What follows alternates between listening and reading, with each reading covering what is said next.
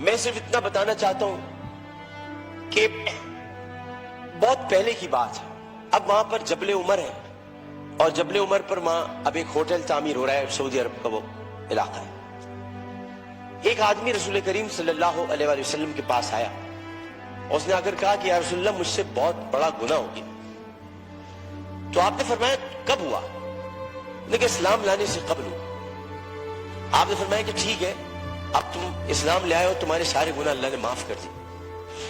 اس نے کہا آپ میری بات سن لیجیے رسول اللہ, میں آپ سے بات کرنا چاہتا ہوں, اپنے دل کا بوجھ ہلکا کرنا چاہتا ہوں. آپ نے کہا کہو تم کیا کہنا چاہتے ہو؟ اس نے کہا یا رسول اللہ, میری ایک بچی تھی, اور میں اس بچی کو جب وہ 5 سال کی ہوئی تو میں اس بچی کو کہا میں چلو تمہیں جنگل لے کے چلتا ہوں, اور میں اس کو لے کر چلا. جناب اسپیکر توجہ چاہوں گا, میں اس کو جنگل لے کر چلا. اب میں اس لیے لے کر چلا کیونکہ میری عزت پر حرف آ رہا تھا کہ میرے گھر بچی کو پیدا ہو. نبی کریم بہت غور سے سن رہے تھے. صحیح بخاری اور صحیح مسلم میں اس حدیث کو بیان کیا, ترمذی شریف میں بہت تفصیل کے ساتھ. تو انہوں نے بہت توجہ سے سنا اور کہنے لگا. میں جنگل میں لے کے گیا, پھر میں نے ایک گڑھا کھودا. گڑھا کھودنے کے بعد میں نے بچی سے کہا اس میں لیٹ جاؤ.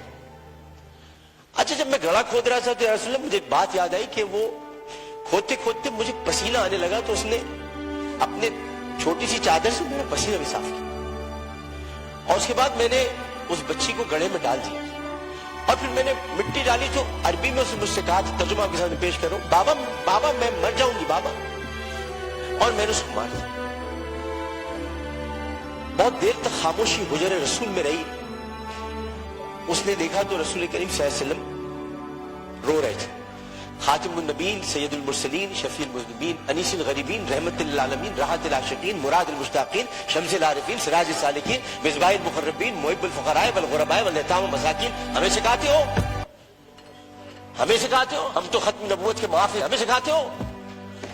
سید الثقلین, نبی الحرمین, امام القبلتین, وسیلتنا فی الدارین, صاحب قاب قوسین, محبوب رب المشرقین ورب المغربین, جد الحسن والحسین, مولانا مولا الثقلین, ابی القاسم محمد بن عبداللہ. پر درمیان میں نہ بولو, حدیث کے درمیان نہیں بولو. اس کے بعد نبی کریم صلی اللہ علیہ وسلم نے یہ کیا کہ ان کے زارو قطار آنسو بہنے لگے, اور انہوں نے کہا کہ قسم اس پروردگار کی جس کے قبضے میں محمد کی جان ہے صلی اللہ علیہ وسلم, اگر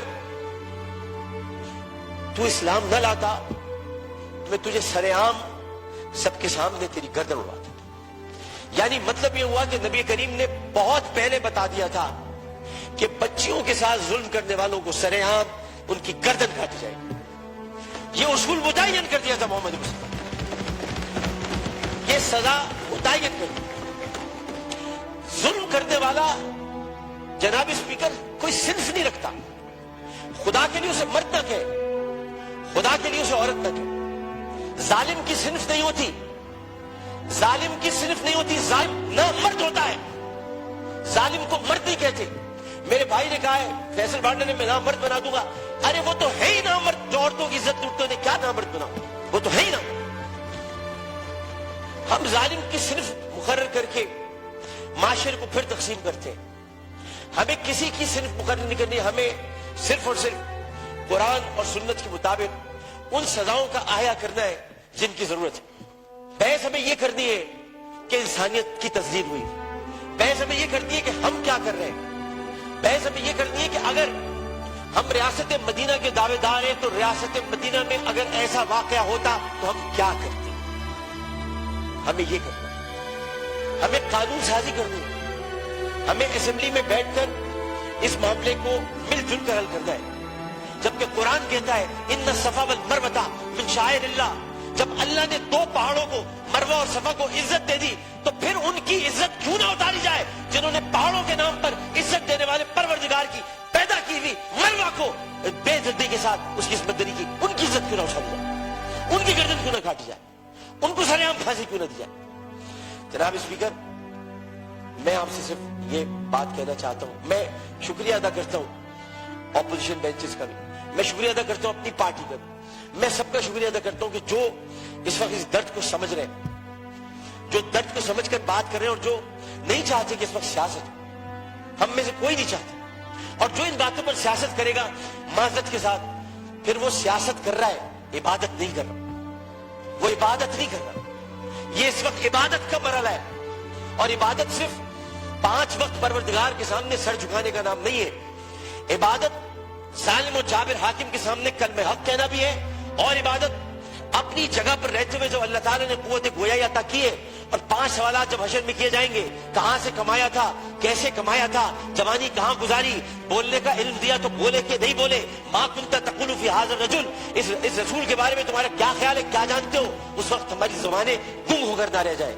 اس لیے ہمیں اپنی اپنی جگہ پر رہتے ہوئے اس کو عبادت سمجھ کر اپنا حق ادا کرنا ہے. میں اتنا کہنا چاہوں گا آخر میں, جناب اسپیکر, میں اس ایوان سے ہاتھ جوڑ کر مطالبہ کرتا ہوں, بحیثیت ان کا ساتھی, بحیثیت رکن قومی اسمبلی, انہی کا ساتھی, انہی کا بھائیوں, اپنی بہنوں کا بھائیوں, اپنے جو اپوزیشن والے ان کی بہنوں کے بھائیوں, صرف اتنا کہنا چاہتا ہوں کہ اس اسمبلی میں ہم پتہ نہیں کب رہے, کب تک رہے, کیا رہے, ہمیں نہیں پتا, لیکن ہم جتنے دن بھی رہے, یہ اسمبلی ایک تاریخ بن جائے کہ ہم نے, یہ اسمبلی نے قرارداد منظور کی تھی اور بل بنایا تھا کہ بچیوں کو میں ہر قتل کی بات ہے, بچیوں کی عصمت دری کرنے والوں کو سزائے موت دی جائے. شکریہ.